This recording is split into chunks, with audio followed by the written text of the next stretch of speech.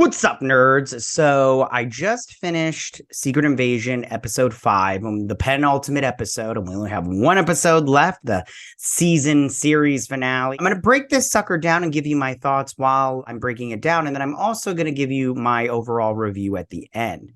So without further ado, let's break this hot mess down. After a failed attack on Ritson, the president is taken to the hospital where Fury waits for Rhodey to show up. So I did kind of like how Fury set the chair in front of the doors and he was just like, ready, like, all right, let's do this. And he's like, come at me, bro, and everything. I thought that was pretty good. Back at Skrillex, Pagan criticizes Gravik for not killing Fury and accuses him of deceiving the other Skrulls, and Gravik kills him in retaliation. I thought this scene was fine, but I mean, this guy, Kingston, or whatever the actor that's playing Gravik he's not doing that great of a job, in my opinion, as far as acting goes. It's very bland and just not, I'm not excited. Fury confronts Rhodey at the hospital, but the latter reveals that he has released the footage of Gravik killing Maria Hill to the public, placing Fury on a global watch list.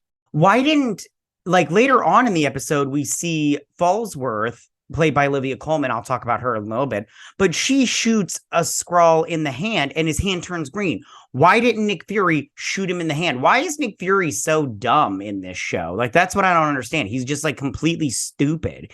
And I don't understand why he didn't try to do something to Rhodey's hand to get him to get it to turn green, or just be like, look at his blood. It's purple.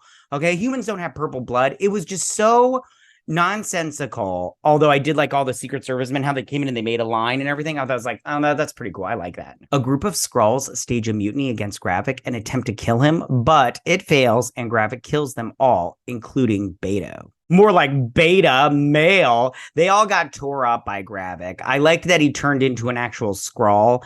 But the fight sequence was fine. I liked it, but it wasn't enough to say that this was a good episode. I'll tell you that. Fury meets up with Gaia, who reveals that Gravik is looking for something called the Harvest. I liked this thought of the Harvest and everything, but Gaia's meeting with Fury was just not that.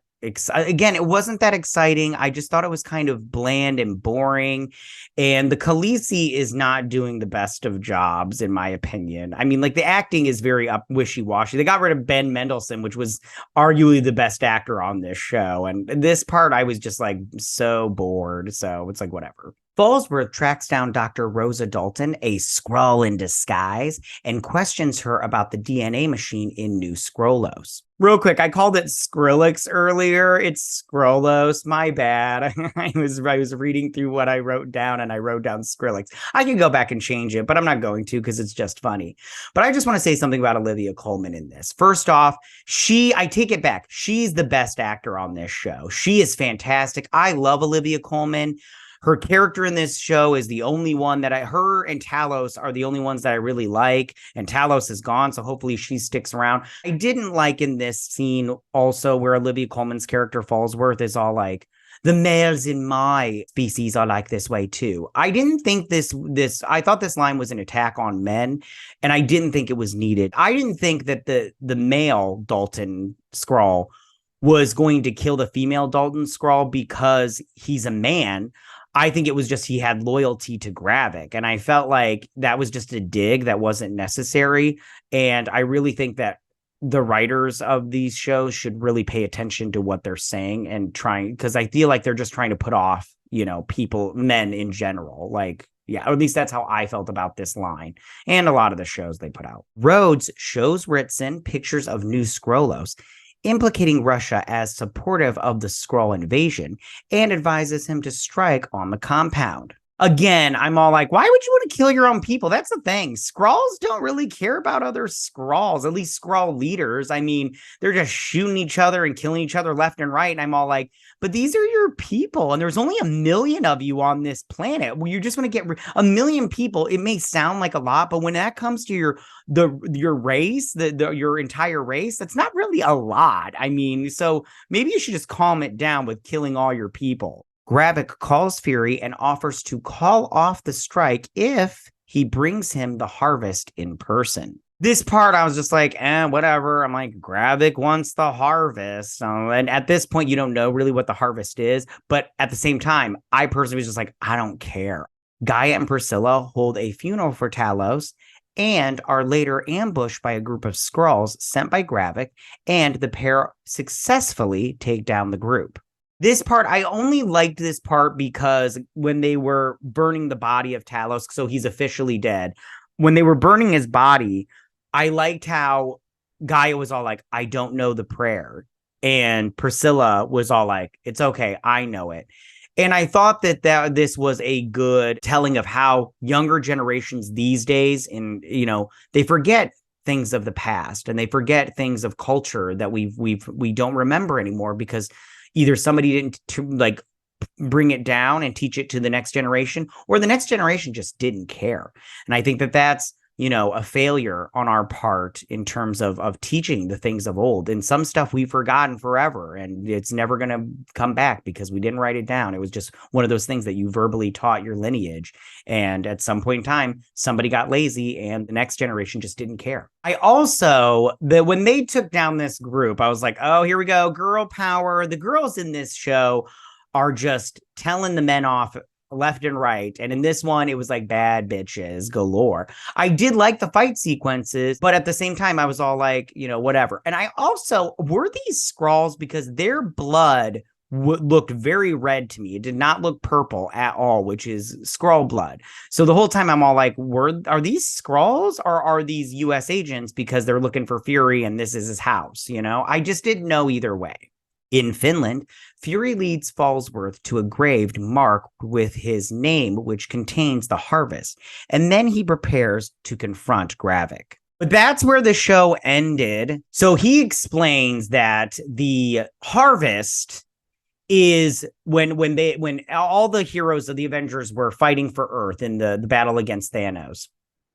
They all spilt blood, including Carol Danvers. And the cleanup crew, which were all Skrulls, went in and collected their DNA samples. And when they did that, Gravik was the one that led that group. And so the only people that know about it are Gravik's and the collectors and Fury.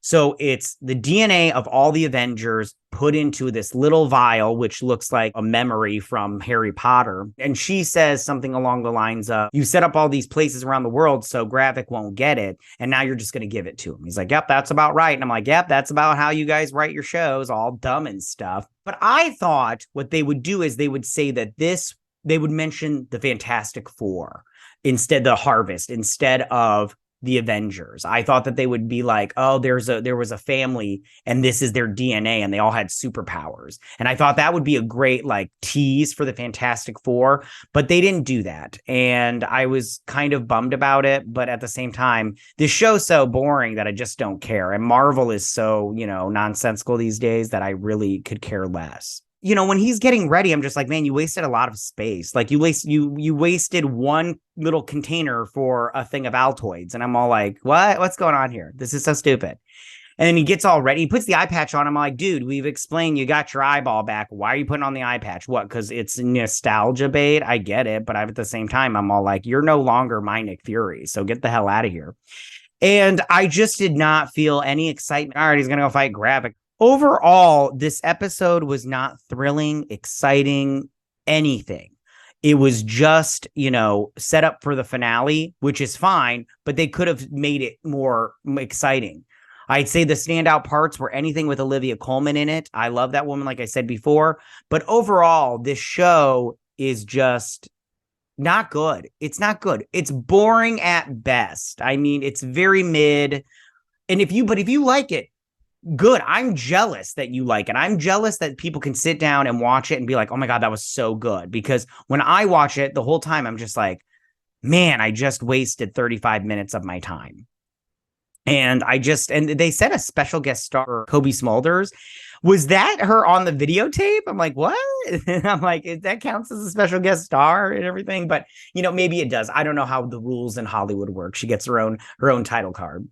But the show is just, it's not good. It's not good. And I wish they wouldn't have made it. I wish they would have just stuck to the comic books because it would have been so good, but they didn't. What are you going to do? All right, you guys, that's my breakdown and review of this episode. I hope I didn't take up too much of your time, but I hope that you liked what I had to say and everything. If you didn't, I get it. But as always, if you like what I do here and you enjoy independent content here on YouTube, please consider subscribing to my channel. YouTube is always changing up their algorithm, and small channels like mine, we just keep getting shoved to the back of the line. So please ask that you like, share, and subscribe, and I thank you in advance. And as always, don't forget to leave all your comments in that section down below. If you like this video, go and hit that like button. You know I won't mind. If you're new to my channel, please hit that subscribe button. I'd greatly appreciate it. And we'll see you guys on my next Secret Invasion breakdown and review. You guys have a good week. Bye.